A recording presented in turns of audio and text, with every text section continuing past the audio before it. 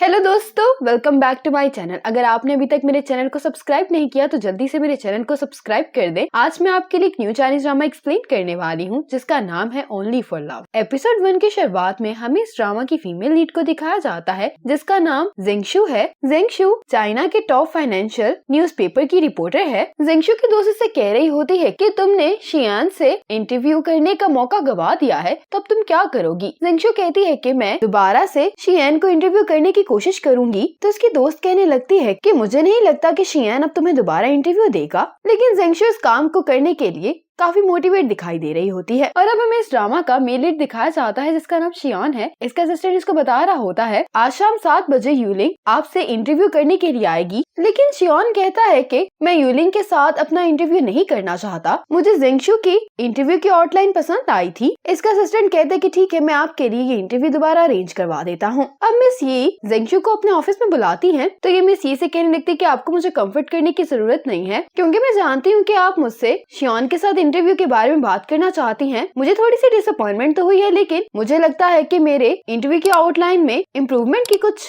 गुंजाइश बाकी है अभी, इसलिए मुझे कोई रिग्रेट नहीं है और अगली बार मैं ज्यादा अच्छे से प्रिपरेशंस करूंगी। मिस ये जेंगशु से कहती कि आज तुमने बहुत ही अच्छा ड्रेस पहना हुआ है। तो जेंगशु उसको बताती कि आज मेरे बॉयफ्रेंड की बर्थडे है, मैं उसके लिए तैयार हुई हूँ। और कहने लगती है कि अगर मेरा आज शियान के साथ इंटरव्यू होता तो फिर मैं अपने बॉयफ्रेंड की बर्थडे भी सेलिब्रेट ना कर पाती। मिस ये कहती कि मुझे अभी यंशंग के स्टाफ की तरफ से कॉल आई थी और शियान चाहता है कि उसका इंटरव्यू तुम लो। ये सुनते ही जेंगशु बहुत खुश हो जाती है, कहती है कि मैं ये इंटरव्यू जरूर करूंगी। अब ये जाने लगती है तो मिस ये पूछती है कि तुम्हारे बॉयफ्रेंड की बर्थडे का क्या हुआ। तो ये कहने लगती है कि बर्थडे तो हर साल आती रहेगी, लेकिन शियान से इंटरव्यू करने का मौका बहुत ही रेयर है। ये कहकर जेंगशु यहाँ से चली जाती है। दूसरी तरफ शियान का सिस्टर इसको आज का शेड्यूल बता रहा होता है तो ये अपने ड्राइवर से कहता है कि तुम मुझे यहीं पर उतार दो क्योंकि मुझे कंपनी जाना है वापस। अब जेंगशु की दोस्त इसको कंग्रेचुलेशंस कहने के लिए आती है कि फाइनली इसको इंटरव्यू मिल गया है। इसकी दोस्त बताने लगती है, लेकिन शियान थोड़ा सा अजीब भी है। कहने लगती है कि जब मिनग्यू ग्रुप का हार्ड टाइम चल रहा था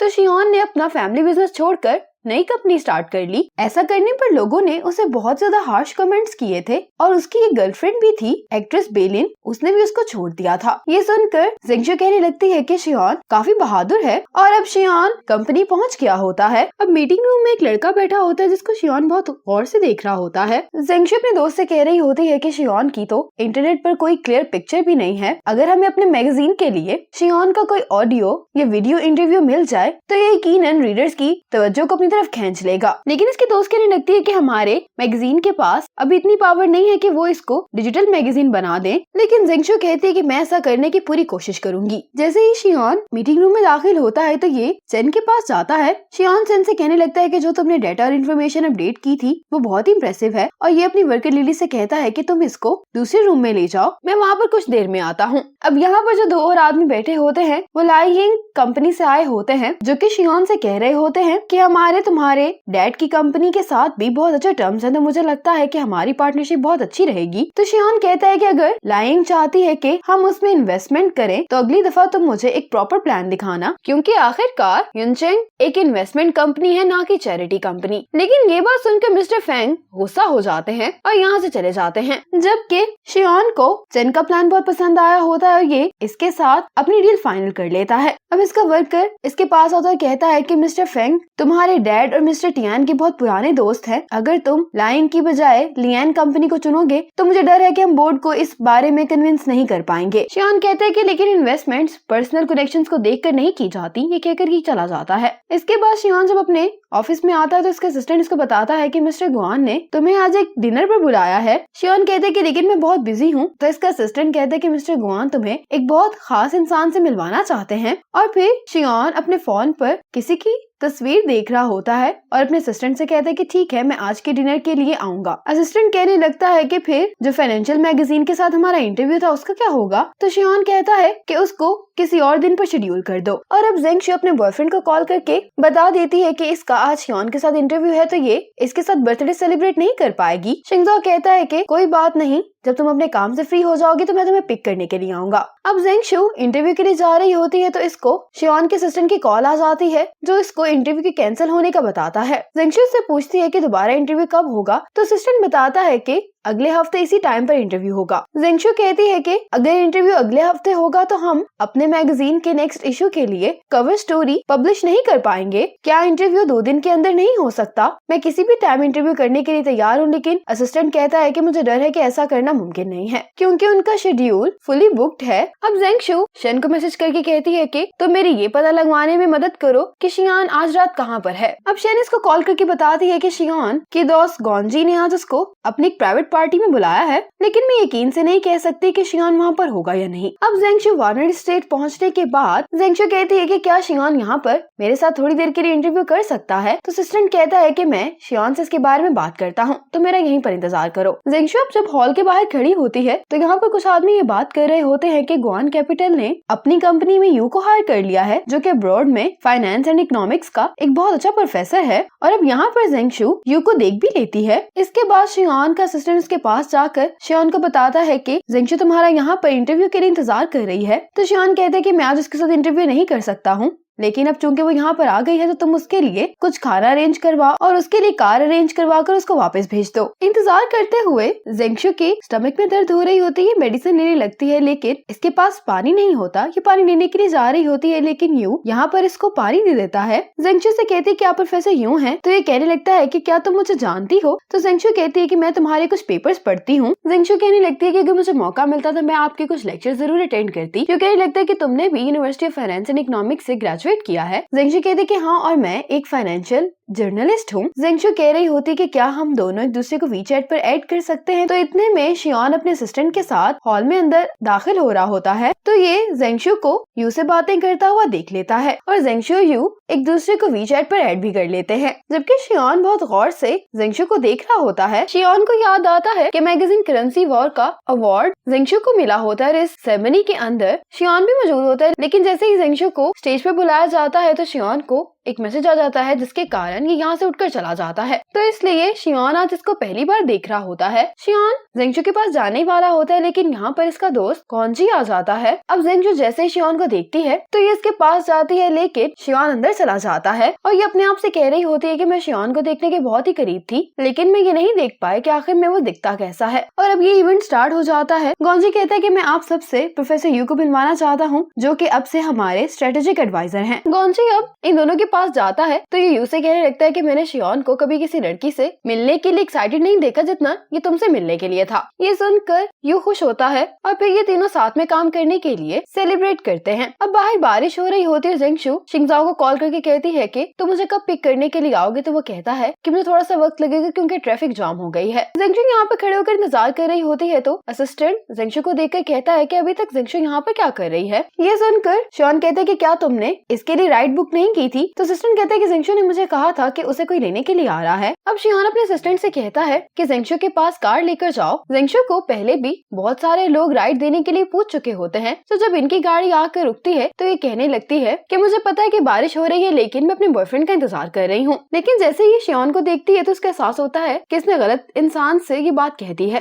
और शियान ये सुनने के बाद यहाँ से चला जाता है। जब शियान का असिस्टेंट देखता है कि जेंगशु को उसका बॉयफ्रेंड लेने के लिए आ गए तो कहने लगता है कि वाकई में अपने बॉयफ्रेंड के लिए इंतजार कर रही थी। तो शियान कहते कि तुम इस बात को लेकर बहुत कंसर्न हो कि उसका बॉयफ्रेंड है या नहीं। असिस्टेंट कहने लगता है कि ऐसी कोई बात नहीं है, जेंगशु काफी गुड लुकिंग है तो उसका बॉयफ्रेंड होना एक नॉर्मल बात है। शिंगजाओ जेंगशु से पूछता है कि तुम्हारा इंटरव्यू कैसा रहा, तो कहती कि उसके बारे में बात नहीं करो, मैं आज बहुत अपसेट हूँ। अब शिंगजाओ को कॉल आ रही होती है, लेकिन ये इस कॉल को कट कर देता है। ऐसा लग रहा होता है जैसे कि किसी लड़की की कॉल इसको आ रही है। फिर जब जेंगशु का घर आ जाता है तो ये शिंगजाओ से कहती कि अभी भी तुम्हारी बर्थडे है, तो ये इसको बर्थडे विश करके अपने घर चली जाती है। अब शिंगजाओ को एक कॉल आती है जिसको सुनने के बाद ये बहुत जल्दी में यहाँ से चला जाता है। घर पर आकर जेंगशु कहती है कि मुझे इस इंटरव्यू के बारे में एडिटर को बताना होगा, लेकिन ये अपना फोन चेक करती है बैग में तो वो नहीं होता और फिर ये अपने आईपैड से अपने फोन की लोकेशन चेक करती है तो उसकी लोकेशन हॉस्पिटल आ रही होती है और अभी सोच में पड़ जाती है कि आखिर शिंगजाओ हॉस्पिटल में क्या कर रहा है। और फिर उसको ख्याल आता है कि कहीं शिंगजाओ का एक्सीडेंट तो नहीं हो गया, तो ये जल्दी से हॉस्पिटल आ जाती है। और अब जेंगशु देखती है कि इसका बॉयफ्रेंड किसी और लड़की के साथ हॉस्पिटल से बाहर आ रहा होता है, लेकिन ये अपने आप को कहती है कि ये इसकी दोस्त भी तो हो सकती है। लेकिन ये जैसे ही आगे बढ़ती है तो ये लड़की इसके बॉयफ्रेंड को किस कर रही होती है। ये देखकर तो जेंगशु को बहुत बड़ा शॉक लगता है। इसके हाथ से अम्ब्रेला यहीं पर गिर जाती है और अब ये बारिश में भीगी हुई टैक्सी में वापस घर जा रही होती है। शिंगजाओ जब अपनी गर्लफ्रेंड को बाय कहकर अपनी गाड़ी के पास आता है तो ये यहाँ पर ज़ेंगशु का रेड ब्रेसलेट देखता है और ये ब्रेसलेट देते हुए शिंगजाओ ने कहा था कि ये हमारे रिलेशनशिप के लिए गुड लक चार्म है और इसी तरह से हम लोग इकट्ठे बूढ़े होंगे। अब इस ब्रेसलेट को यहाँ पर देखकर इसको फिक्र होने लगती है। दूसरी तरफ ज़ेंगशु घर पर आकर वो चीजें जो इसको शिंगजाओ ने दी होती है एक जगह पर पैक कर रही होती है। थोड़ी देर बाद शिंगजाओ ज़ेंगशु के घर पर आ जाता है और उसे कहने लगता है कि मुझे प्लीज एक्सप्लेन करने दो, लेकिन ज़ेंगशु कहती है कि मैं तुमसे ब्रेकअप कर रही हूँ। ये कहकर ये दरवाजा बंद कर लेती है, लेकिन ये सब कुछ ज़ेंगशु सोच रही होती है। अब जब शिंगजाओ ज़ेंगशु के घर पर आता है, जैसे ही दरवाजा खोलती है तो शिंगजाओ इसे कहता है कि मैं तुमसे ब्रेकअप करता हूँ। शिंगजाओ कहने लगता है कि उससे मिलने से पहले मैं हमेशा ये समझता था कि हार्डवर्क करना बहुत ही मीनिंगफुल होता है, लेकिन अब मैं इस तरह की जिंदगी नहीं गुजारना चाहता और ना ही मेरे अंदर हार्डवर्क करने की कोई मोटिवेशन है। तुम्हें पता है कि उसकी फैमिली किस तरह की है, उसकी अंकल की कार के लाइसेंस प्लेट पर नंबर भी रिपीट होते हैं। ये मेरा मौका है, इसलिए मैं इसको गंवाना नहीं चाहता, लेकिन अगर तुम चाहती हो तो मैं तुम्हारे साथ दोस्त रह सकता हूँ। ज़ेंगशु कहती है कि क्या तुम मेरा फोन लाए हो, तो शिंगजाओ इसको फोन दे देता है इसका। ज़ेंगशु बहुत गुस्से में होती है और फिर ये इसका दिया हुआ सामान इसको वापस कर देती है और कहती है कि तुम्हारा दोस्त कौन बनना चाहता है, मेरे सामने से चले जाओ। ये कहकर ये दरवाजा बंद कर लेती है। अब ज़ेंगशु की दोस्त शन इससे मिलने के लिए आ गई होती है। ज़ेंगशु कह रही होती है कि जब उसने मेरे साथ ब्रेकअप किया तो मुझे बहुत गुस्सा आया। क्या तुम इस बात पे यकीन कर सकती हो कि जो सामान मैंने उसको वापस किया था वो उसमें से सिर्फ गोल्डन ब्रोच ही वापस लेकर गया। शन को भी अब शिंगजाओ पर बहुत गुस्सा आ रहा होता है। शन इसको कहने लगती है कि तुम इस तरह के इंसान के लिए क्यों गुस्सा कर रही हो। ज़ेंगशु कहती है कि मैं अपने गम को काम की मोटिवेशन में स्विच करना चाहती हूँ और कल मैं शियोन से इंटरव्यू लेकर ही रहूंगी। दूसरी तरफ शियोन घर पर ज़ेंगशु के बारे में पढ़ रहा होता है। इसके बारे में जानने के बाद कहता है कि ये लड़की तो काफी इम्प्रेसिव है, लेकिन इसके बावजूद उसके न्यूज़पेपर वालों ने किसी और लड़की को मेरे साथ इंटरव्यू करने के लिए रेकमेंड किया। और अब शियोन को ज़ेंगशु का ही ख्याल आने लगता है और अब शियोन को इसकी नीस की कॉल आ जाती है। अगले दिन ऑफिस आने के बाद ज़ेंगशु मिस यी के पास आती है और मिस यी से कहती है कि मैं कल शियोन के साथ इंटरव्यू नहीं कर पाई, लेकिन मैं शियोन के असिस्टेंट के साथ इंटरव्यू को दोबारा से शेड्यूल करने की कोशिश कर रही हूँ, आप फिक्र नहीं करें, मैं वक्त पर इंटरव्यू को सबमिट करवा दूंगी। मिस यी कहती है कि आखिर तुमने सनग्लासेस क्यों पहनी हुई है, और फिर ज़ेंगशु अपने सनग्लासेस उतार कर मिस यी को दिखा देती है। तो मिस यी कहने लगती है कि अगर शियोन के साथ तुम्हारा इंटरव्यू नहीं हुआ था तो तुम्हें अपने बॉयफ्रेंड के साथ उसकी बर्थडे सेलिब्रेट करनी चाहिए थी, इस पे रोने वाली क्या बात है। ज़ेंगशु को जवाब नहीं देती तो मिस यी कहती है कि क्या तुम्हारे बॉयफ्रेंड ने तुम पर चीट किया है। मिस यी ये जानकर हंसने लगती हैं। तो ज़ेंगशु कहती है कि मेरे बॉयफ्रेंड ने मुझ पर चीट किया है, लेकिन आप खुश क्यों दिखाई दे रही हैं। मिस यी कहने लगती कि मैंने तुम्हें पहले भी बताया था कि तुम और शिंगजाओ एक दूसरे के लिए सूटेबल नहीं हो, दो लोगों के हमेशा साथ रहने के लिए कंपैटिबिलिटी बहुत अहम है। ज़ेंगशु कहती है कि आप ठीक कह रही हैं, मैं अब अपने काम पर वापस जाती हूँ। ये जानने लगती तो मिस यी कहती है कि क्या तुम्हें 2 दिन का ऑफ चाहिए, वैसे भी तुम्हारा भी ब्रेकअप हुआ है। तो ज़ेंगशु कहती है कि जो मेरे डार्क सर्कल्स आपको नजर आ रहे हैं ये शियोन के साथ इंटरव्यू करने के लिए काम करने के कारण हुए हैं, ना कि एक धोखेबाज के गम में। ये कहकर ज़ेंगशु यहाँ से चली जाती है। इसके बाद ज़ेंगशु लीन टेक्नोलॉजी पर इंटरव्यू लेने के लिए आई होती है। लीन टेक्नोलॉजी के एम्प्लॉय ज़ेंगशु से कहते हैं कि लीन टेक्नोलॉजी एक स्टार्टअप कंपनी है, इसलिए हम उम्मीद करते हैं कि इस इंटरव्यू के जरिए पब्लिक हमें समझ सकेगी और इन्वेस्टर्स भी हम में इन्वेस्ट करेंगे, लेकिन हमारे सीईओ कम्युनिकेशन में इतने अच्छे नहीं है। तो ज़ेंगशु कहती है कि मिस्टर चेन से कहिएगा कि वो ज्यादा नर्वस नहीं हो और हम उसी बारे में बात करेंगे जिसके बारे में वो अच्छे हैं और ज्यादा जानते हैं। ये एम्प्लॉय कहती कि ठीक है और ये कहकर यहाँ से चली जाती है। जब ज़ेंगशु जा रही होती है तो यहाँ पर शियोन आ रहा होता है अपने असिस्टेंट के साथ। अब ज़ेंगशु बेकरी पर आ जाती है, उसको याद आता है कि ये शिंगजाओ के साथ भी यहाँ आया करती थी। ज़ेंगशु अब अपना ऑर्डर कर देती है और इतने में यहाँ पर शिंगजाओ आता है अपनी नई गर्लफ्रेंड के साथ। शिंगजाओ इससे कह रहा होता है कि तुम अपने अंकल से कब बात करोगी कि वो मुझे मिनग्यू ग्रुप में हायर कर ले। तो उसकी गर्लफ्रेंड कहने लगती है कि मिनग्यू ग्रुप का लोगों को हायर करने का सिस्टम बहुत स्ट्रिक्ट है। और अब यहाँ पर ज़ेंगशु भी इन दोनों को देख लेती है। शिंगजाओ कहते हैं कि तुम अपने अंकल से कब बात करने वाली हो,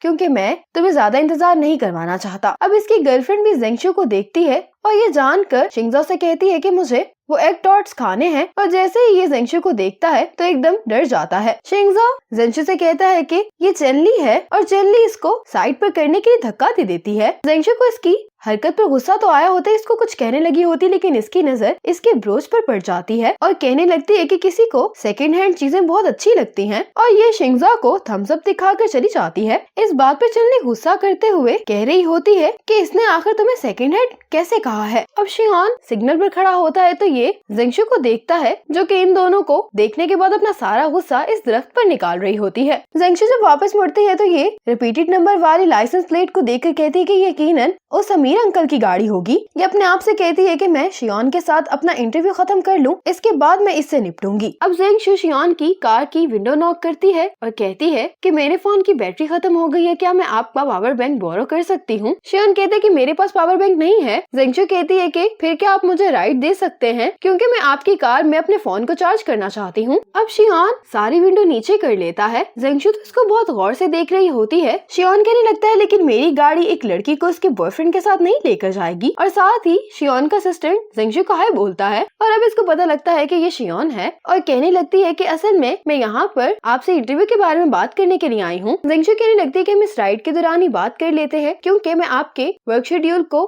डिस्टर्ब नहीं करना चाहती। लेकिन शियान अपनी कार की विंडो ऊपर कर लेता है। अब जेंगशु कहने लगती है कि मैंने अगर इस हफ्ते आपका इंटरव्यू सबमिट नहीं कर पाया तो हम इस वीक की कवर स्टोरी पब्लिश नहीं कर पाएंगे। शियान कहते हैं कि ये मेरा पर्सनल टाइम है और अगर तुम मुझसे मिलना चाहती हो तो मेरे असिस्टेंट से अपॉइंटमेंट ले सकती हो। ये कहकर ये सारी विंडो बंद कर लेता है। अब असिस्टेंट जेंगशु को देख रहा होता है तो शियान कहते हैं कि क्या तुम भी गाड़ी से उतरकर जेंगशु के साथ टाइम अरेंज करना चाहते हो। तो असिस्टेंट कहते हैं नहीं और अपनी सीट पर बैठ जाता है। अब जेंगशु शेन से मिलने के लिए आई होती है। शेन इसको बताती है कि शियान की एक नीस है और उसके ब्रदर इन लॉ का सरनेम चिन है, जो कि मिनग्यू ग्रुप का जनरल मैनेजर है। शियान की फैमिली के बारे में बहुत सारी स्टोरीज हैं और शियान की बहन बहुत ज्यादा मिस्टीरियस है। कुछ लोग कहते हैं कि वो बाहर पढ़ रही है, लेकिन कुछ लोग ये कहते हैं कि वो जिंदा ही नहीं है। लेकिन शियान की बहन के बारे में कभी कोई पब्लिक अनाउंसमेंट नहीं आई। शियान की फैमिली जब प्राइवेसी की बात आती है तो वो बहुत ही स्ट्रिक्ट है। जेंगशु कहते हैं कि मेरी भी क्या किस्मत है, शिंगसाओ की गर्लफ्रेंड का अंकल शियान है। साथ ही जेंगशु की दोस्त को मैसेज करती है कि तुम्हें इसी वीक इंटरव्यू करना होगा, वरना कवर स्टोरी पर यूलिंग का आर्टिकल छप जाएगा। और अब जेंगशु बहुत परेशान होती कि आखिर ये इंटरव्यू के बारे में क्या करेगी। कंपनी पहुंचकर शियान असिस्टेंट से कहता है कि जेंगशु के साथ मेरा इंटरव्यू तुम जल्द से जल्द शेड्यूल कर दो। तो असिस्टेंट कहता है कि इस पूरा वीक में तो आपकी मीटिंग्स हैं, जल्द से जल्द भी मंडे को ही हो सकता है इंटरव्यू। जबकि दूसरी तरफ जेंगशु शियान से आज इंटरव्यू करने के लिए कह रही होती है, लेकिन शियान तो मीटिंग्स में बहुत ज्यादा बिजी होता है। असिस्टेंट चेन शियान से कहता है कि आने वाली मीटिंग आसान नहीं होने वाली, तो आपको थोड़ा सा रेस्ट करना चाहिए। तो शियान कहते हैं कि तुम फिक्र नहीं करो। असिस्टेंट कहने लगता है कि मैं आपके डैड को लेकर परेशान हूँ। मिस्टर टियान और दूसरों के मिनग्यू के साथ टर्म्स अच्छे हैं, क्योंकि मिनग्यू जब चंद साल पहले मुश्किल में आया था तो वो मिनग्यू को छोड़कर नहीं गए थे और उन्होंने आपकी भी मदद की है। अगर आप अपनी बात पर इतना कायम हैं, तो क्या चेयरमैन अपनी बात पर कायम नहीं होंगे। शियान कहते कि नहीं, लेकिन वो मेरी मदद भी नहीं करेंगे। इसके बाद मीटिंग में जो सीनियर्स होते हैं वो शियान से कहते हैं कि हमें लीगिंग में इन्वेस्टमेंट करनी चाहिए, क्योंकि ऐसा करके हमें गोयोन ग्रुप की भी सपोर्ट हासिल हो जाएगी और ये युनचंग की कामयाबी के लिए काफी अच्छा कदम है। लेकिन शियान कहने लगता है कि लीगिंग ने अपनी टेक्नोलॉजी एडवांस नहीं की है और मुझे लगता है कि ऐसे बहुत से नए लोग हैं जिनको हमारी इन्वेस्टमेंट की जरूरत है। मिस्टर ली कहने लगते हैं कि युनचंग और मिनग्यू के बारे में बहुत सारी स्टेटमेंट्स न्यूज में फिरती रहती हैं, तो मैं उनको भी क्लैरिफाई करना होगा और इस कोऑपरेशन से युनचंग की स्ट्रेंथ सबके सामने आ जाएगी। शियान कहता है कि हम सब लोग तो युनचंग की स्ट्रेंथ देखना चाहते हैं ना। अगर हमने ये कोऑपरेशन कर भी ली और उसके बाद भी हमें कोई सक्सेस हासिल नहीं हुई तो ये सब चीजें बेमायनी हो जाएंगी। और जहाँ तक बात रही स्टेटमेंट्स की, उसके लिए मैं जल्द ही फाइनेंशियल इंट्रोड्यूस को इंटरव्यू देने वाला हूँ। ये सुनकर सभी लोग थोड़ा सा हैरान हो रहे होते हैं। मीटिंग के बाद शियान असिस्टेंट से अपना इस वीक का स्केड्यूल पूछ रहा होता है, तो साथ ही जेंगशु का इसको मैसेज आ जाता है। तो असिस्टेंट कहने लगता है कि इंटरव्यू के बारे में आपका क्या ख्याल है। तो शियान कहता है कि इसको हम जितना जल्दी कर ले उतना ही बेहतर है। ये बहुत ही खुश होते हुए रिप्लाई कर रहा होता है, जिसको देखने के लिए शियान असिस्टेंट के पास आ जाता है। शियान इससे पूछता है कि जेंगशु क्या कह रही है। तो असिस्टेंट कहने लगता है कि वो कह रही है कि क्या आपके पास कल टाइम है। शियान कहता है कि मैं अंकल गॉन के साथ कल हॉर्स राइडिंग के लिए जाने वाला हूँ, तो तुम जेंगशु को भी वहीं पर बुला लो। अब ऑफिस में बैठकर जेंगशु काम कर रही होती है, के साथ इसको मैसेज आ जाता है कि कल शियान इसको इंटरव्यू देने के लिए तैयार है, जिस पर जेंगशु तो बहुत ज्यादा खुश हो आती है। ये बात यूलिंग ने भी सुन ली होती है और अब जेंगशु के यहाँ से जाने के बाद ये इसकी डेस्क पर आती है और ड्रॉअर में ही इसके इंटरव्यू की आउटलाइन पड़ी होती है। अब घर पर जेंगशु शेन के साथ अपने लिए कपड़े सिलेक्ट कर रही होती है। शेन इसको कह रही होती कि तुम्हें कल बहुत ही सुंदर लगना है, क्योंकि ऐसा करना तुम्हें तुम्हारे इंटरव्यू में भी मदद देगा। और अब असिस्टेंट इंटरव्यू का टाइम शियोन को भी सेंड कर देता है। शियोन को कॉल आती है कि फाइनेंशियल इंट्रोड्यूस से रिपोर्टर आपसे मिलने के लिए आ गई है। शियोन कहते हैं कि अपॉइंटमेंट तो 1 बजे की थी। तो रिसेप्शनिस्ट कहने लगती है कि मैं उनसे इंतजार करने का कह देती। तो शियोन कहता है कि नहीं, अगर वो आ गई है तो उनको अंदर भेज दो। फिर जब ये अंदर दाखिल होती है तो शियोन इसको बहुत गौर से देख रहा होता है और इसे पूछने लगता है कि तुम कौन हो। तो ये कहने लगती है कि मैं यूलिंग हूँ। यूलिंग कहने लगती है कि मेरी दोस्त आपका इंटरव्यू नहीं ले पाएगी, इसीलिए उसने अपनी जगह मुझे भेज दिया है। शियोन इसको बैठने का कहता है। यूलिंग कहती है कि फिर हम अपना इंटरव्यू स्टार्ट करते हैं। तो शियोन कहता है कि क्या मैं आपके आउटलाइन को एक दफा देख सकता हूँ। तो यूलिंग फिर इसको अपने इंटरव्यू की आउटलाइन दिखाती है। शियोन जब ये देख लेता है तो यूलिंग इंटरव्यू स्टार्ट कर देती है। अब जेंगशु भी शियोन की कंपनी आ जाती है। गार्ड जेंगशु को इसका नाम रजिस्टर करने के लिए कहता है। तो जेंगशु देखती है कि यहाँ पर यूलिंग के भी साइन होते हैं और ये अंदर जाते हुए यही सोच रही होती है कि आखिर रजिस्ट्रेशन लिस्ट पर यूलिंग का नाम क्यों था। जेंगशु असिस्टेंट चन से कहती है कि आज तो इंटरव्यू शेड्यूल के मुताबिक ही होगा ना। असिस्टेंट चन कहता है कि आप तो आज बिजी थी बहुत ज्यादा, इसीलिए आपकी जगह आपकी कुलीग यूलिंग शियोन से इंटरव्यू ले गई है। ये सुनकर जेंगशु को शौक लगता है और साथ ही यहाँ पर शियोन भी आ जाता है, जिसे जेंगशु बहुत गौर से देख रही होती है। लेकिन शियोन इसके पास से गुजर कर चला जाता है। जेंगशु शियोन के पीछे जाते उससे कहने लगती है कि आपने इंटरव्यू का बेसिक पार्ट कंप्लीट किया है, लेकिन अभी भी इंटरव्यू के 5 सवाल रह गए हैं। क्या मैं आपका थोड़ा सा वक्त ले सकती हूँ? तो शियोन इससे कहता है कि वो 5 सवाल क्या हैं? जेंगशु कहती है कि युनचेंग मिनग्यू ग्रुप की सब्सिडायरी है,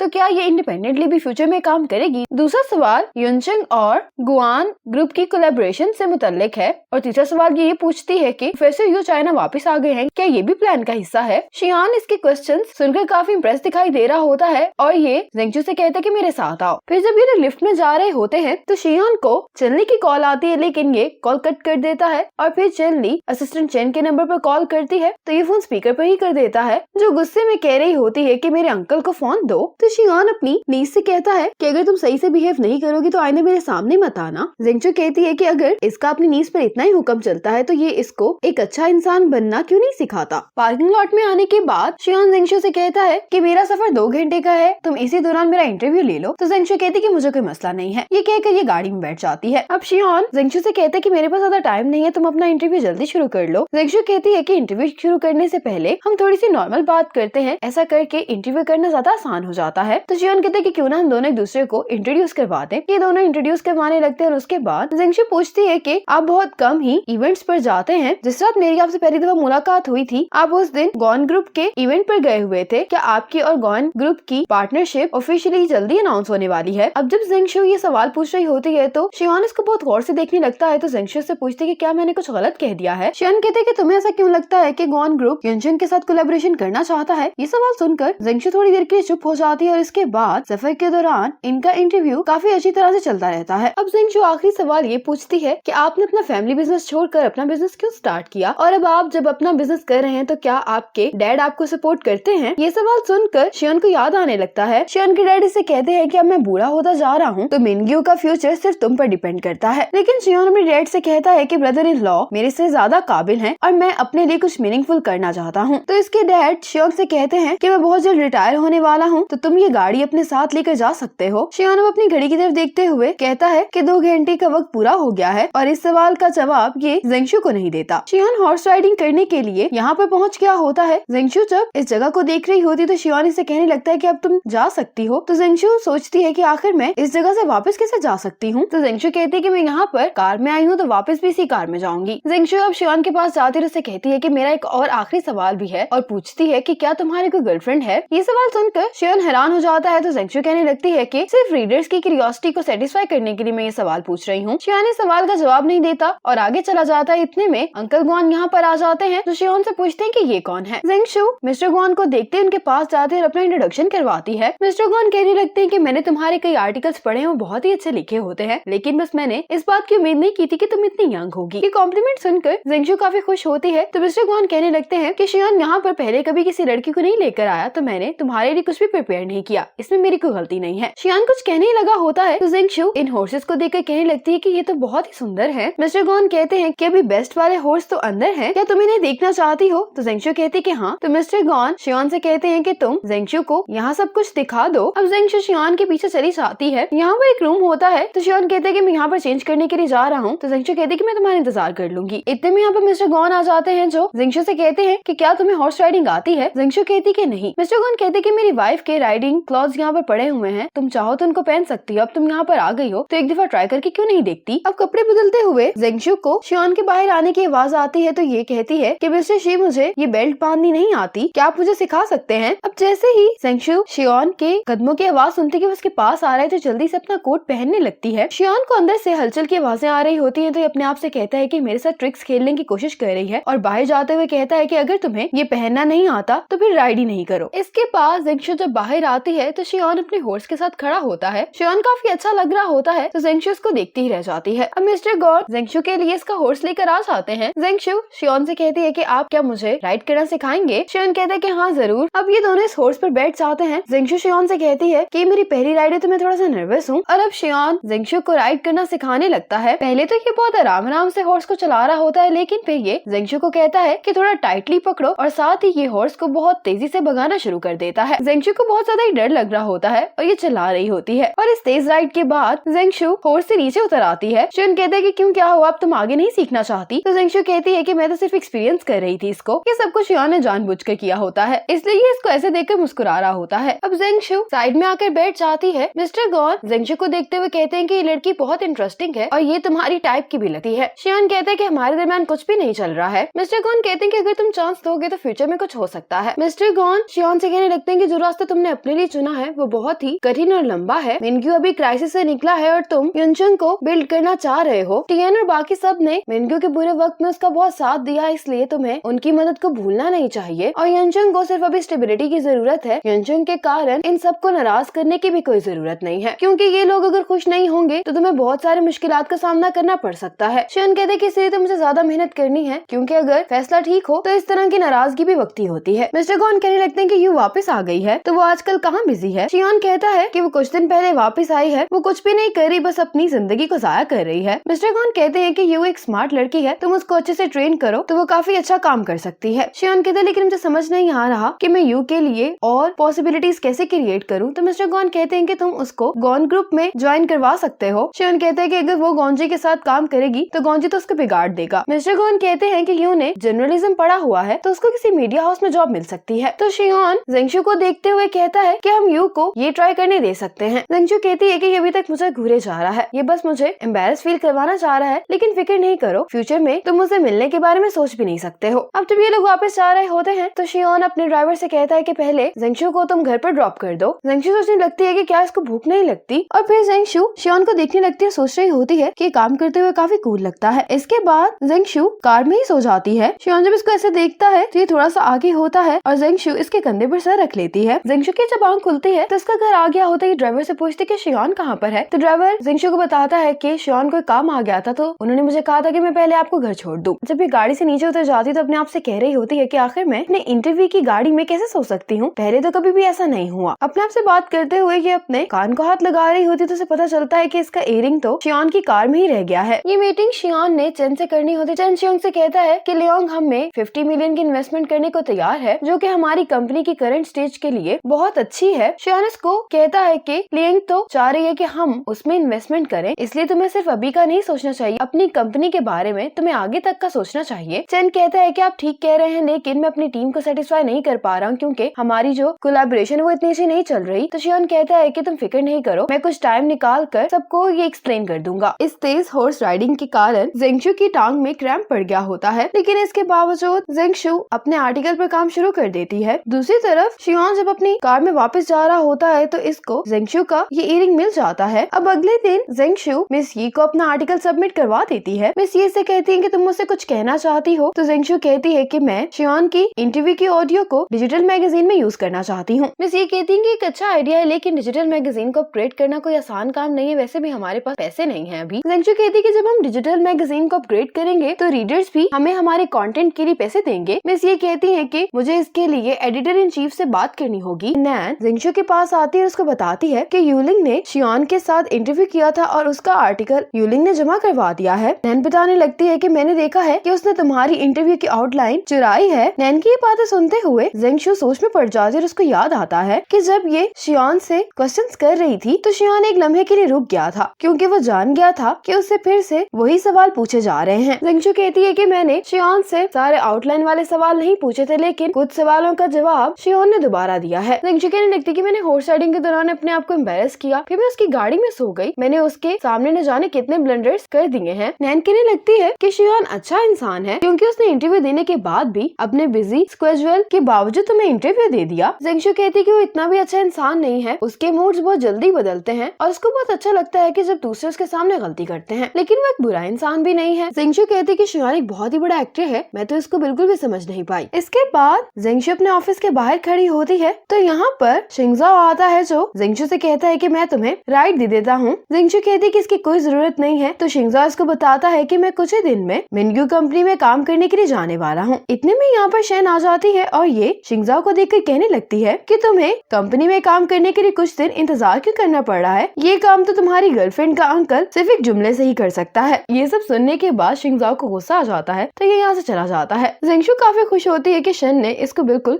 सही बातें सुनाई हैं। अब ये दोनों लंच करने के लिए आ जाती हैं। शेन इससे कहने लगती है कि मैंने सिटुयू के साथ तुम्हारी अपॉइंटमेंट फिक्स करवा दी है। इसके साथ अपॉइंटमेंट फिक्स करना बहुत ही मुश्किल काम है, लेकिन हम दोनों स्कूल में साथ थे तो मेरे इस कनेक्शन की वजह से तुम्हारा काम बहुत आसानी से हो गया है। जिंगशू इसको हक करते हुए कहती है कि इसीलिए तो मैं तुम्हें ये मजेदार खाना खिलाने के लिए लेकर आई हूँ। जिंगशू कहती है कि अभी सबसे बड़ा मसला ये है कि अपनी हेडलाइन की कवरेज मुझे वापस लेनी है। शेन कहती है कि मैं जानती हूँ कि तुम बस ये प्रूफ करना चाहती हो कि तुम्हारे अंदर भी प्रमोट होने की एबिलिटी है और ये कि तुम डिजिटल मैगजीन के लिए लिख सकती हो। जिंगशू कहती है कि मैंने तो अभी से एक बहुत स्पेशल कवरेज प्लान कर ली है और अगर ऐसा हो गया तो मैं अपने गोल से एक कदम और करीब हो जाऊंगी। दूसरी तरफ चैन शियान से मिलने के लिए आया होता है, जो उसको बताता है कि मैंने अपनी टीम से सारी बात डिस्कस की थी, इसीलिए हम आपके साथ काम करना चाहते हैं और मेरे यहाँ पर आ जाने का मकसद यही है कि ताकि हम इन्वेस्टमेंट के बारे में बात कर सकें। शियान कहते कि मुझे बहुत खुशी हुई है कि तुम मेरे पास आए हो, लेकिन मुझे थोड़ा सा वक्त चाहिए। चैन कहते हैं कि मैं जानता हूँ कि आपको वक्त की जरूरत है, लेकिन मेरे ऊपर भी बहुत प्रेशर है। शियान कहते हैं कि मैं तुम्हें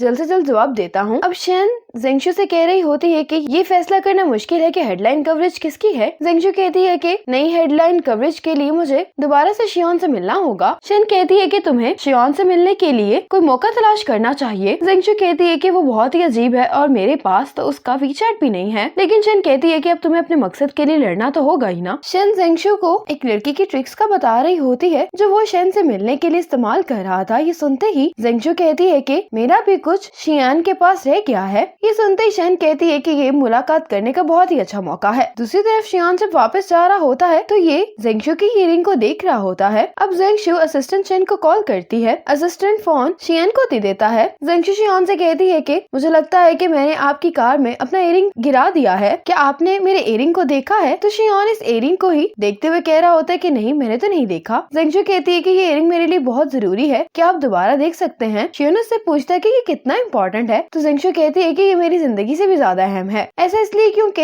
ये मेरी ग्रैंड मदर ने मेरी मॉम को दिया था और मेरी मॉम ने इसको मुझे दे दिया है और मैं तो इस इयरिंग को अपनी शादी पर भी पहनूंगी। शियान से कहता है कि ये तुम्हारी अहम चीज प्लास्टिक की बनी हुई है। तो जिंगशू कहती है कि मेरे ग्रैंड पेरेंट्स बहुत गरीब थे और अगर ये प्लास्टिक की भी बनी हुई है तो भी ये मेरी फैमिली के लिए सबसे कीमती चीज है। शियान इसकी बातें सुनकर हंस रहा होता है। अब ये असिस्टेंट चैन को इयरिंग देकर कहता है कि तुम ये जिंगशू को भिजवा दो। असिस्टेंट से पूछता है कि तुम्हें ये कब चाहिए, तो जिंगशू कहती है कि मुझे ये भी चाहिए, तो मैं इसको लेने के लिए आ रही हूँ। अब लोकेशन मिलते ही जिंगशू शियान से मिलने के लिए चली जाती है। घर पहुंचकर शियान चिल्ली से कहता है कि तुम अपने कमरे में रहना और जब तक मैं तुम्हें बाहर आने का ना कहूँ मत आना। और अब जिंगशू शियान के घर पर आ जाती है। जिंगशू कहती है कि मैं अपनी चीज वापस लेने के लिए आई हूँ, तो शियान इसको इशारा करके बताता है कि तुम्हारे इयरिंग वहाँ पर रखा है। जब जिंगशू अपना इयरिंग लेने जाती है तो यहाँ पर इसके फेवरेट सिंगर के एल्बम पड़े होते हैं, जिसको देखकर कहने लगती है कि आपको भी ये सिंगर पसंद है। साथ ही इसको गौंजी की कॉल आ जाती है जो इसको कहने लगता है कि तुमने अपनी मीटिंग कैंसिल कर दी और तुम घर पर हो, क्या तुम कहीं किसी को डेट तो नहीं कर रहे? लेकिन शियान बिजी होने का कहकर कॉल बंद कर देता है। शियान इससे पूछता है कि क्या तुम्हें कुछ और भी कहना है, तो जिंगशू अपनी हेडलाइन कवरेज के लिए इसे सवाल पूछने लगती है। जिंगशू कहती है कि मैं तुम्हारे इंटरव्यू को इस्तेमाल करके इंटरव्यू की एक स्पेशल सीरीज बनाना चाहती हूँ। ये सुनकर शियान इसके पास आता है, उसे पूछता है कि तुम क्या पीना पसंद करोगी? जिंगशू कहती है कि लेमनेड, तो शियान के लेने के लिए चला जाता है। और फिर जब शियान इसके लिए लेमनेड बना रहा होता है तो ये बहुत गौर से शियान को देख रही होती है। फिर जब शियान इसको लेमनेड देता है तो कमरे से चलने की आवाजें आ रही होती हैं। जिंगशू देखती है कि सोफे पर भी एक लड़की के कपड़े पड़े हुए हैं। इनको देखकर कहने लगती है कि शायद इसकी गर्लफ्रेंड भी है और इससे पूछती है कि क्या मैं आपको और आपकी गर्लफ्रेंड को डिस्टर्ब कर रही हूँ। गर्लफ्रेंड का सुनकर ये हैरान हो जाता है तो जेंगशु कहती है कि जो कमरे में लड़की है वो क्या आपकी गर्लफ्रेंड नहीं है। तो शियोन कहता है कि नहीं। ये सुनकर जेंगशु कहती है कि अच्छा है। शियोन कहने लगता है कि मेरी नीस को भी तो हमारे बारे में गलतफहमी हो सकती है। इसकी नीस को सुनते ही इसको याद आ जाता है कि ये तो चेनली है। तो ये लेमनेड शियोन के हाथ में पकड़ा कर फौरन यहाँ से चली जाती है। शियोन इसके इयररिंग को देखते हुए सोच रहा होता है कि ये इसे यहाँ से लिए बगैर ही वापस चली गई, लेकिन इसकी ट्रिक अच्छी थी। घर पर आने के बाद जेंगशु सोच रही होती है कि मैं उस इयररिंग को दोबारा से वहाँ पर छोड़ तो आई हूँ, लेकिन मैं अब शियोन से कांटेक्ट कैसे करूंगी, मेरे पास उसका नंबर भी नहीं है। और ये बहुत ही परेशान होती है कि अब ये आगे क्या करेगी। शियोन जब सोने के लिए अपने कमरे में आता है तो ये इसी इयररिंग को देखते हुए जेंगशु के बारे में सोच रहा होता है। अगले सुबह जब जेंगशु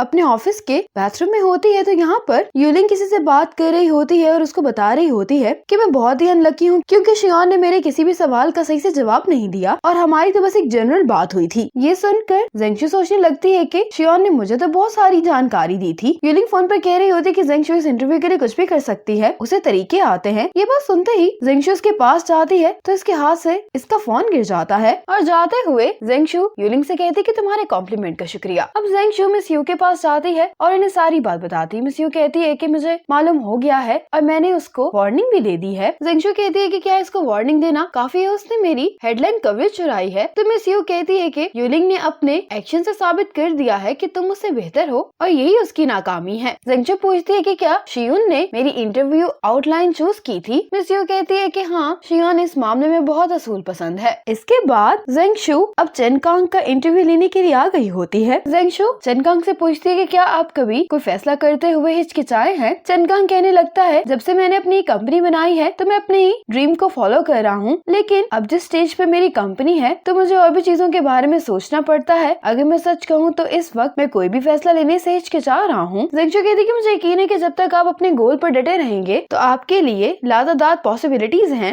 ये सुनकर चेन कांग भी मुस्कुरा देता है। आज जब चिल ने शियोन के साथ ब्रेकफास्ट कर रही होती है तो कहने लगती है कि मेरे अंकल सिर्फ बिजनेस में ही अच्छे नहीं है बल्कि उनको खाना भी इतना अच्छा बनाना आता है। शियोन कहता है कि तुम जल्दी से खाना खा लो फिर तुम्हें काम पर जाना है। ये सुनते ही चिल्ली कहती है कि मुझे एक बहुत जरूरी काम याद आ गया है। तो शियोन इससे कहता है कि अगर तुमने इस घर से एक भी कदम बाहर निकाला तो मैं तुम्हारा कार्ड डीएक्टिवेट कर दूंगा। चिल्ली वापस आकर अपने अंकल को मक्खन लगाने लगती है क्योंकि ये काम नहीं करना चाहती होती। शियोन कहता है कि इंसान सिर्फ पैसे कमाने के लिए काम नहीं करता बल्कि काम करने से उसको ये बात मालूम होती है कि वो सोसाइटी के लिए कौन सी मीनिंगफुल चीज कर सकता है। इसके बाद ये चिल्ली को इसके काम पर छोड़ने के लिए आ जाता है। शियोन यहाँ पर जेंगशु को देखता है तो गाड़ी को रोक लेता है और जब तक ये लिफ्ट में नहीं चली जाती तो इसको देखता ही रहता है। जेंगशु ऑफिस में आती है तो नैन उसको बताती है कि हमारे ऑफिस में 2 नए इंटर्न आए हैं। मिस यू जेंगशु को ऑफिस में बुलाकर बताती है कि ये इंटर्न तुम्हारी टीम के साथ अब काम करेगा और तुम्हें ही इसको लीड करना होगा। जेंगशु कहती है कि मेरे पास बिल्कुल भी टाइम और एनर्जी नहीं है एक नए इंसान को सिखाने के लिए। मिस यू कहती है कि मैंने इसीलिए तुम्हारे लिए एक हेल्पर का इंतजाम किया है। मिस यू की रिक्वेस्ट पर जेंगशु मान जाती है और अब नैन जेंगशु के साथ इसकी सीवी को देख रही होती है। इसका जीपीए बहुत ही बुरा होता है तो नैन इसको कहती है कि तुम्हारे पास एक नई मुसीबत आ गई जिसको तुम्हें अब संभालना होगा। यूलिंग गॉन्जी से इंटरव्यू करने के लिए आई होती है। इंटरव्यू शुरू ही होने वाला होता है कि गॉन्जी को चिल्ली की कॉल आ जाती है जो इसको कह रही होती है मुझे यहाँ पर आकर बचाओ क्योंकि मेरे अंकल मुझे जेल में फेंक कर चले गए हैं। गॉन्जी कहते हैं कि तुम जानती हो कि शियोन जब अपना माइंड बना लेता है तो फिर उसको कोई नहीं चेंज कर पाता। यूलिंग जब शियोन का नाम सुनती है तो ये सोचने लगती है कि मैं गॉन्जी के थ्रू शियोन से मिल सकती हूँ। कॉल के बाद यूलिंग अपना इंटरव्यू स्टार्ट कर देती है। जब यूलिंग इंटरव्यू खत्म कर लेती है तो ये गॉन्जी से कहती है कि क्या मुझे आपका कॉन्टेक्ट नंबर मिल सकता है, ये मैं ड्राफ्ट को कंफर्म करने के लिए आपसे मांग रही हूँ। गॉन्जी जानता होता है कि रिपोर्टर्स यही बहाना बनाकर कॉन्टेक्ट्स मांगते हैं इनसे। गॉन्जी कहते हैं कि मुझे आपके साथ इंटरव्यू करके बहुत खुशी हुई लेकिन अभी मुझे एक काम है तो मुझे जाना होगा। ये कहकर गॉन्जी यहाँ से चला जाता है। अब ऑफिस में चेन शियान के पास आकर बताने लगता है कि लीइंग को फंड्स मिनग्यू ग्रुप ने दिए हैं। शियान कहते हैं कि मैं ये बात जानता हूँ। तो चेन कहने लगता है कि अब हम क्या करेंगे। शियान कहने लगता है कि अगर मिनग्यू ने लीइंग कंपनी को पैसे दिए हैं तो इसका मतलब है कि ये डील करके काफी मुनाफा होगा और अब सोचने लगता है कि ये इस डील को होने से कैसे रोक सकता है। इसके बाद जेंगशु की मुलाकात चिनशियू से होती है, जो कि अब से जेंगशु की टीम में काम करेगी। अब शियू यहाँ पर बैठकर अपना फोन यूज कर रही होती है। जेंगशु जैसे इसको देखती है तो ये एक गिफ्ट का पैकेट इसको देती है, लेकिन जेंगशु इसको ये वापस कर देती है। अब शियू ये गिफ्ट लेकर जेंगशु के पास आ जाती है तो कहने लगती है कि मैंने अभी काम करना शुरू किया है, इसलिए मुझे कुछ भी नहीं आता, तो मुझे उम्मीद है कि आप मुझे फ्यूचर में गाइड करेंगी और ये आपके लिए एक छोटा सा गिफ्ट है। जेंगशु कहती है कि इस गिफ्ट की कोई भी जरूरत नहीं है, अगर तुम मुझसे कुछ भी पूछना चाहती हो तो पूछ सकती हो। और ये फिर इसको कहती है कि इस रिकॉर्डर में मेरा एक इंटरव्यू रिकॉर्ड है, तुम इसके क्वेश्चन आंसर्स को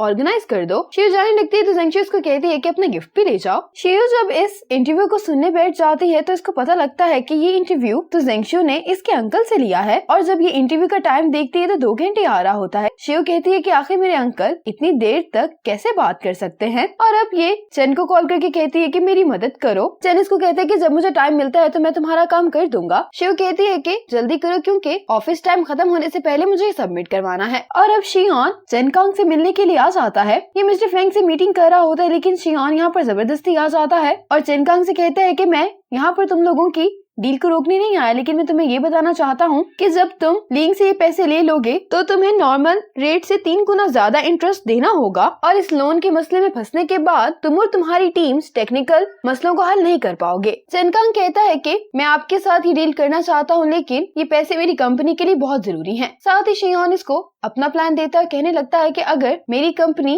तुम में इन्वेस्ट करेगी तो हम तुम्हारे डेवलपमेंट प्लान में कोई भी मुदाखलत नहीं करेंगे। चेनकांग कहता है कि मैं आपको मजीद वक्त देने के लिए तैयार हूँ, और ये मिस्टर फेंग को सॉरी कर देता है। मिस्टर फेंग तो गुस्से में यहाँ से चले जाते हैं। दूसरी तरफ शियू जब इस इंटरव्यू को सुन रही होती है तो गलती से ये कीबोर्ड पर पानी गिरा देती है, जिसके कारण इसका कंप्यूटर भी बंद हो जाता है, और अब शियू को ये सारा ड्राफ्ट खुद दोबारा लिखना पड़ता है, तो ये गुस्से में यहाँ से चली जाती है। इतने में ही यहाँ पर यूलिंग अपने इंटर्न से सबको इंट्रोड्यूस करवा रही होती है। यूलिंग जेंगशु से कहती है कि तुम्हारी इंटर्न कहाँ पर है, तो जेंगशु कहती है कि वो घर चली गई है क्योंकि काम का वक्त खत्म हो गया है। यूलिंग अपनी इंटर्न से कहती है कि आओ अब हमें चलकर काम करना चाहिए। ये सिर्फ जेंगशु को टीज करने के लिए ये सब कर रही होती है। नैन अब जेंगशु से कहने लगती है कि यूलिंग की इंटर्न चेंग ने टॉप मीडिया कॉलेज से ग्रेजुएट किया है और इसको अपने काम के लिए अवार्ड भी मिल चुका है। जेंगशु कहती है कि जब तक मैं अपने आप को यूलिंग से कंपेयर नहीं करूंगी तो मुझे दुख नहीं होगा। अब शियू अपने ग्रैंडपा के घर पर डिनर करने के लिए आई होती है। इतने में यहाँ पर शियान भी आ जाता है। शियू को अपने अंकल पर गुस्सा होता है तो ये अपने ग्रैंडपा को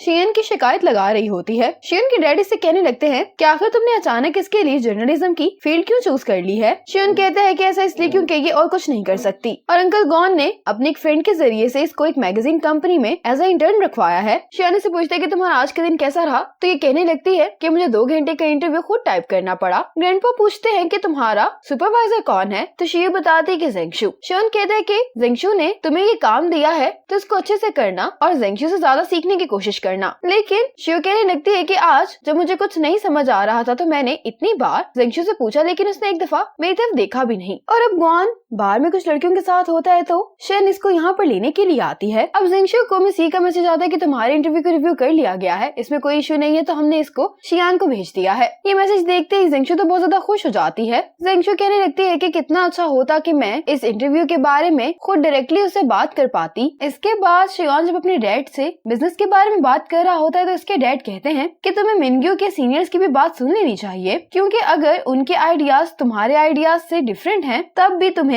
उनको अपने रास्ते में रुकावट नहीं बनाना चाहिए। शियान कहते हैं कि डैड मुझे समझ आ गई है। शियान के डैड कहते हैं कि अब देर हो गई है तो मैं वापस चले जाना चाहिए। ये अपने डैड को बाय कहकर चला जाता है यहाँ से। घर पर आने के बाद शियान यू को कॉल करके कहता है कि क्या तुम्हारे पास आने वाले 2 दिनों में वक्त है। यू कहते हैं कि मैं रॉक क्लाइंबिंग करने के लिए जा रहा हूँ, क्या तुम मेरे साथ आना चाहोगे। तो शियान कहते हैं कि ठीक है, तो मुझे एड्रेस सेंड कर दो। इसके बाद शियान जेंगशु के इंटरव्यू को पढ़ने लगता है। अगली सुबह ऑफिस में नैन और जेंगशु इस इंटरव्यू के अप्रूव होने के बारे में बात कर रहे होते हैं। शिव ये बात सुन लेती है और कहती है कि अब टाइम आ गया है जब आपको बताना होगा कि आप मेरे अंकल हैं। और अब जेंगशु को मेल आ जाती है कि इसका इंटरव्यू अप्रूव नहीं हुआ है। इसका कोई कारण भी नहीं लिखा होता, इसलिए जेंगशु को तो कुछ समझ में नहीं आ रही होती। और ये देखकर शिव को तो बहुत खुशी हो रही होती है कि मेरे अंकल मुझसे बहुत प्यार करते हैं। अब मीटिंग खत्म होने के बाद मिस ये जेंगशु से पूछती है कि इंटरव्यू के दौरान कोई ऐसी बात हुई थी जिसके कारण शिव नाराज हो गया हो। जेंगशु कहती कि ऐसी तो कोई बात नहीं हुई थी और अगर किसी को नाराज होना चाहिए तो वो मुझे, क्योंकि मैं तो बस होश से गिरने ही वाली थी उस दिन। मिस ये कहती है कि तुम्हें युनचंग से इसके बारे में बात करनी होगी ताकि हम इस मसले को जल्द से जल्द हल कर सके। मिस ये कहती है कि अगर ये तरीका भी काम नहीं किया तो तुम उसको वीचैट पर मैसेज करके शियान से ये सब पूछ लेना। जेंगशु कहती है लेकिन मेरे पास शियान का वीचैट नहीं है। तो मिस ये साथ ही इसको शियान का नंबर सेंड कर देती है। और अब शियान रॉक क्लाइंबिंग करने के लिए क्या होता है यू के साथ। तो यू कहते कि मैंने नहीं सोचा था कि तुम रॉक क्लाइंबिंग में इतने अच्छे होगे। फिर जब ये लोग रॉक क्लाइंबिंग कर लेते हैं, यू शियान से कहते कि तुम अपनी पेरेंट कंपनी के साथ ही कंपटीशन कर रहे हो। शियान कहते कि अगर मेरी कंपनी लियोन में इन्वेस्टमेंट करेगी तो इससे मिनग्यू को फायदा होगा। यू कहने लगता है कि तुम्हारा मतलब है कि तुम चाहते हो कि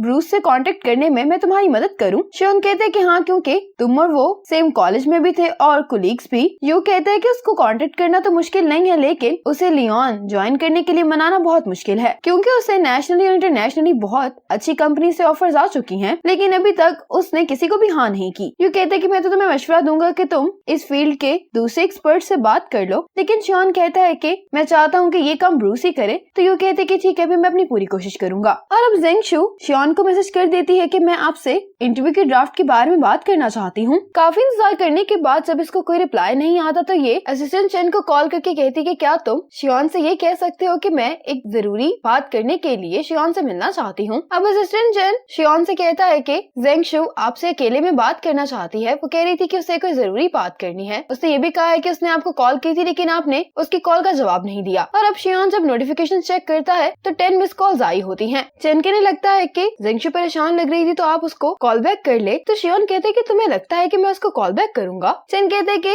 फिर मैं जेंगशु को जाकर मना कर देता हूँ, लेकिन शियान इसको कहते हैं कि रुको। जेंगशु को चेन का मैसेज आता है कि शियान ने कहा है कि वर्किंग आवर्स में और वर्किंग एनवायरनमेंट में प्राइवेट मामला डिस्कस नहीं हो सकते हैं। जेंगशु सोचने लगती कि आखिर इस बात का क्या मतलब है। जेंगशु कहती कि डेडलाइन करीब आ रही है तो मुझे कुछ ना कुछ तो करना पड़ेगा। जेंगशु कहती है कि अगर काम की बात की जाए तो मेरे ड्राफ्ट में कुछ मसला है जिसको मैं डिस्कस करने के लिए शियान के पास जा सकती हूँ। और जहाँ तक बात है प्राइवेट मामले की, तो शियान के पास अभी भी मेरा ईयरिंग है। और फिर ये अपना बैग लेकर ऑफिस से चली जाती है। दूसरी तरफ यू शियोन को मैसेज करके बताता है कि ब्रूस तुमसे मिलने के लिए तैयार हो गया है। और अब शियोन को जेंगशु का ख्याल आने लगता है। चेन यहाँ पर आता है तो शियोन जा रहा होता है तो उससे पूछने लगता है कि क्या तुम जेंगशु का घर पर इंतजार करने के लिए जा रहे हो। जेंगशु शियान के घर आ रही होती है। इसको रास्ते में शियान की गाड़ी आते हुए दिखाई देती है। कि शियान की गाड़ी के पास जाती है और नौके करने वाली होती है कि शियान गाड़ी से बाहर आ जाता है। शियान जेंगशु से कहते हैं कि तुम मुझे इस टाइम मिलने के लिए क्यों आई हो। तो जेंगशु कहती है कि मुझे ऐसा महसूस हुआ कि आप मुझे देखना चाहते हैं तो मैं आपसे मिलने के लिए आ गई। शियान कहते हैं कि तुम्हें ऐसा महसूस क्यों हुआ। जेंगशु कहती है कि मेरे चीफ एडिटर जो कि इस इंडस्ट्री में माहिर हैं, उनको कोई गलती मेरे ड्राफ्ट में नजर नहीं आई, जबकि तुमने कोई फीडबैक दिए बगैर ही मेरे ड्राफ्ट को 3 दफा रिजेक्ट कर दिया। मुझे मिलने के अलावा भला ऐसा करने की क्या वजह है। ये सुनकर शियान कुछ लम्हों के लिए तो जेंगशु को देखता रहता है और फिर कहने लगता है कि मेरी पहली वजह यह है कि मैं तुम्हारे ड्राफ्ट से सेटिस्फाई नहीं हूँ। जेंगशु कहती है कि तुम जिस चीज से भी सेटिस्फाई नहीं हो मुझे बता दो, मैं उसको तुम्हारे लिए दोबारा लिख दूंगी। ये सुनने के बाद शियान यहाँ से चला जाता है तो जेंगशु शियान को रोक कर कहती है कि अगर तुम मुझे ये नहीं बताओगे कि मेरे इंटरव्यू के ड्राफ्ट में क्या गलती है तो इसका मतलब यही है कि तुम मुझसे मिलना चाहते थे, इसीलिए ऐसा कर रहे हो। शियान कहता है कि इस इंटरव्यू का फोकस युनचंग होना चाहिए, ना कि मेरी पर्सनल लाइफ और मिनग्यू ग्रुप। जेंगशु कहती है कि तुम्हारी जो भी राय है मैं उसको कबूल करती हूँ, लेकिन सिर्फ इस एक मसले के कारण तुम मुझे पूरा आर्टिकल दोबारा लिखने के लिए नहीं कह सकते हो। आगे ही बहुत देर हो गई है, मैं इस आर्टिकल को वाकई में ही अच्छा लिखना चाहती हूँ, इसलिए तुम मेरी मदद करो। शियान कहने लगता है कि मैं ये चाहता हूँ कि इस इंडस्ट्री के स्ट्रेंथ सबको पता चले, लेकिन अगर इसका फोकस ही चेंज होगा तो सारा मतलब बदल जाएगा और ये आर्टिकल कोई भी असर नहीं बना पाएगा। जेंगशु कहती है कि अब मुझे तुम्हारी बात समझ में आ गई है। जेंगशु कहती है कि मैं इसको अभी तुम्हारे अकॉर्डिंग लिख देती हूँ। ये यहीं पर अपना लैपटॉप खोलकर बैठ जाती है। शियान इसको ऐसे बैठा हुआ देख रहा होता है तो कहने लगता है कि तुम ये काम अंदर आकर कर लो। अब जेंगशु शियान से पूछने लगती है कि क्या इतनी देर को मेरा आपके घर आना ठीक है। शियान कहते हैं कि तुम फिक्र नहीं करो, तुम्हें कोई भी डिस्टर्ब नहीं करेगा। फिर जब ये लोग अंदर आते हैं तो शियान जल्दी से जेंगशु का ईयरिंग अपनी पॉकेट में रख लेता है और फिर जब इसको काम करता हुआ देख रहा होता है तो सोचता है कि वाकई में ही ड्राफ्ट को एडिट करने आई है। गॉन्जी शिव से पूछते कि क्या तुम्हें लगता है कि ये आइडिया काम करेगा। शिव कहती है कि ये गिफ्ट तो मेरे अंकल के लिए भी बहुत रेयर है। गॉन्जी कहते हैं कि अच्छी वाइन है, लेकिन अगर शियान को ये पता लगा कि तुम उसको ये गिफ्ट इसलिए दे रही हो क्योंकि तुम काम पर नहीं जाना चाहती, तो मुझे नहीं मालूम कि वो कैसे रिएक्ट करेगा। शिव कहती है कि कोई भी मेरी मदद नहीं कर रहा है, अब ये वाइन की बोतल ही मेरी जान बचाएगी। शियान जेंगशु को जब काम करता हुआ देख रहा होता है तो इसके लिए लेमनेड बनाकर ले आता है। ये शियोन को थैंक्स बोलती है और इसको देखकर काफी खुश हो रही होती है और अपने लिए शियोन वाइन डाल लेता है। तो जिंगशू इसे ही देखे जा रही होती है और अपना काम नहीं कर पा रही होती और फिर शियोन इसके पास आकर खड़ा हो जाता है। जिंगशू इसके पास खड़े होने की वजह से नर्वस हो जाती है और सही से लिख नहीं पा रही होती। जिंगशू इसको देखने लगती है तो शियोन कहता है कि क्या कोई मसला हो गया है। तो जिंगशू कहती है कि मैं इस वाइन को पीना चाहती हूँ। शियोन फिर इसके लिए वाइन ले आता है। शियोन यहाँ पे बैठकर बुक पढ़ने लगता है, लेकिन ये दोनों बार बार एक दूसरे को देख रहे होते हैं। अब शियोन को शियू की कॉल आती है जो कि यहाँ पर आना चाह रही होती है, लेकिन शियोन इसको मना कर देता है। जिंगशू ये सुन लेती है तो ये शियोन से पूछती कि क्या तुम्हारी नीस वापस आ रही है। तो शियोन कहने लगता है कि तुम मेरी नीस में काफी इंटरेस्टेड दिखाई दे रही हो। तो जिंगशू हंसते हुए कहती है कि मैं भला उसमें इंटरेस्टेड क्यों होंगी, मैं तो उसको जानती भी नहीं हूँ। शियू गोंजी को बताती है कि अंकल ने आने से मना कर दिया है। तो गोंजी कहता है कि कल रात भी उसने बिजी होने का बहाना किया था। मुझे लग रहा है कि शियोन घर में किसी लड़की को छुपा रहा है। ये सुनकर शियू बहुत एक्साइटेड हो जाती है और कहती है कि 3 साल बाद फाइनली मेरे अंकल किसी से मिल रहे हैं। तो ये गोंजी से पूछने लगती है कि क्या तुम उस लड़की से मिले हो। गोंजी को कहता है कि शियोन कभी अपनी गर्लफ्रेंड को घर लेकर आया है। तो शियू कहती है कि नहीं, जिंगशू ने अपना काम कंप्लीट कर लिया होता है और अब ये शियोन से कह रही होती है कि तुम इसको एक दफा पढ़ लो, लेकिन अभी भी ये सेटिस्फाई नहीं होता इससे और जिंगशू दोबारा लिखने के लिए बैठ जाती है। फिर जब जिंगशू इसको अपना ड्राफ्ट चेक करवाने के लिए आती है तो शियोन कहता है कि ये ठीक है। जिंगशू कहती है कि अगर तुम मेरे इस आर्टिकल से सेटिस्फाई हो गए हो तो फिर क्या हम आगे बढ़ सकते हैं। शियोन कहते हैं कि तुम्हारा आगे बढ़ने से क्या मतलब है। जिंगशू कहती है कि मेरा मतलब है कि क्या अब मैं तुम्हारे साथ स्पेशल कवरेज कर सकती हूँ जिसकी मैंने आखिरी दफा तुमसे बात की थी। शियोन कहता है कि अगर मैं तुम्हारे साथ आगे बढ़ता भी हूँ तो मुझे क्या फायदा होगा। तो जिंगशू कहती है कि मैं तुम्हारे लिए सीरीज के सारे आर्टिकल्स लिखूंगी, लेकिन मेरी एक छोटी सी रिक्वेस्ट भी है। मैं चाहती हूँ कि ये सारे आर्टिकल्स फाइनेंशियल इंट्रोड्यूस के डिजिटल मैगजीन में पब्लिश हों। शियोन कहता है कि मैं तो तुम्हारे स्पेशल कवरेज के इंटरव्यू के लिए भी अभी नहीं माना और तुम मुझसे एक और फरमाइश कर रही हो। जिंगशू कहती है कि मुझे माफ करना, मुझे आपसे ये इंटरव्यू खत्म करने के बाद बात करनी चाहिए थी। शियोन इस बात का कोई भी जवाब नहीं देता। जिंगशू कहती है कि क्या तुम मेरे ड्राफ्ट के कंफर्म करने की ईमेल मुझे अभी सेंड कर सकते हो। शियोन कहते हैं कि ये काम मेरी कंपनी के PR डिपार्टमेंट की मदद से होगा। शियोन कहते हैं कि मैं रात को एक दफा फिर से इसको पढ़ूंगा। जिंगशू कहती है कि मुझे कोई मसला नहीं है, अगर तुम्हें इसके बाद भी कोई प्रॉब्लम नजर आए तो मुझे बता सकते हो, मैं तुम्हारे लिए इसको दोबारा से एडिट कर दूंगी। शियोन कहता है कि तुम एक अनजान आदमी के घर पर इस टाइम काम कर रही हो, क्या तुम्हारे बॉयफ्रेंड को इससे कोई मसला नहीं है। तो जिंगशू कहती है कि मेरा कोई बॉयफ्रेंड नहीं है। शियोन ये बात सुनकर हैरान होता है। तो जिंगशू कहती है कि जिस दिन हम पहली दफा मिले थे उसी दिन मेरा अपने बॉयफ्रेंड से ब्रेकअप हो गया था। जिंगशू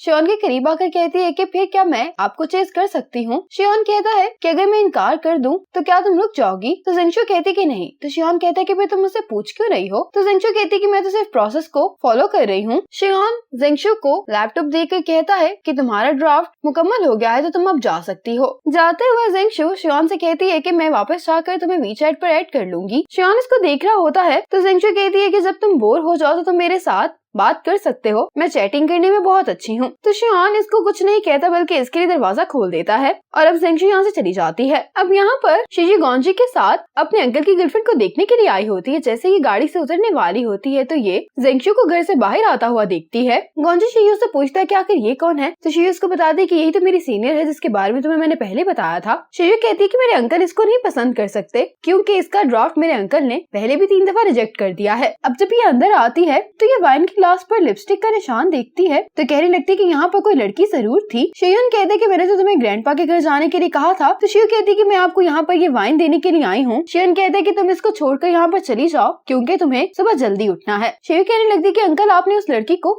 रुकने के लिए क्यों नहीं कहा। तो शियोन कहते कि तुम किस लड़की की बात कर रही हो। तो शियू ग्लास की तरफ इशारा करते हुए कहती है कि उस लड़की की बात कर रही है जिसके साथ आप ये ड्रिंक कर रहे थे और कहने लगती कि क्या वो इतनी सुंदर नहीं थी या फिर उसने आपको रिजेक्ट कर दिया है। अब घर पर आकर जिंगशू शन के साथ डिनर कर रही होती है और उसको बताती कि मैंने जिंदगी में पहली दफा किसी से कन्फेस किया था लेकिन उसने मेरा कन्फेशन सुनने के बाद मुझे घर से ही निकाल दिया। शन कहने लगती है कि क्या तुमने नॉवेल्स नहीं पढ़े कि जितना ही एक लड़का किसी को पसंद करता है वो इस बात को आसानी से एक्सेप्ट नहीं करता और शियोन भी बिल्कुल उनमें से ही है। शियू से कहते हैं कि तुम आखिर इस तरह की फजूल बातें कैसे सोच सकती हो। शन जिंगशू से पूछती है कि तुमने आज उससे कन्फेस क्यों किया, क्या तुम्हारे दिल में वाकई में उसके लिए कोई फीलिंग्स हैं। जिंगशू कहती है कि ऐसा कैसे हो सकता है, मैंने तो सिर्फ अपने आर्टिकल के लिए उससे ऐसा कहा। शन कहती है कि कुछ तो अजीब है, मुझे लगता है कि तुम्हारे दिल में भी उसके लिए फीलिंग्स पैदा हो गई हैं और शियोन भी तुम में इंटरेस्टेड है। ये कहकर शन यहाँ से चली जाती है। शियू शियोन से कहती है कि अगर तुम उस लड़की को पसंद करते हो तो तुम्हें उसे ये बात बता देनी चाहिए। शियान से कहता है कि तुम्हारे पास इस तरह की बातें करने का बहुत वक्त है, शायद मैगजीन ने जो तुम्हें काम दिया है वो बहुत ही आसान है, तुम ऐसा क्यों नहीं करती कि अपने काम से वापसी पर तुम युनचंग आकर काम कर लिया करो। ये सुनते ही शियू यहाँ से चली जाती है। अब ज़ेंगशु शियान को मैसेज करके मौसम का हाल बताती है और उसे कहती है कि तुम मौसम के मुताबिक ही अपने ट्रेवल को प्लान करना। दूसरी तरफ शियान भी ये मैसेज पढ़ रहा होता है। अगली सुबह जब ज़ेंगशु काम पर आती है तो शियू उसको बहुत गौर से देख रही होती है, तो शियू कहने लगती है कि आपकी लिपस्टिक बहुत अच्छी लग रही है। ज़ेंगशु उसको अपनी लिपस्टिक देखकर चली जाती है। जब शियू ये लिपस्टिक देखती तो कहती कि ये वो नहीं है। दूसरी तरफ यू और शियान शूटिंग के लिए आए होते हैं। यू अब शियान को कहता है कि ब्रूस अगले हफ्ते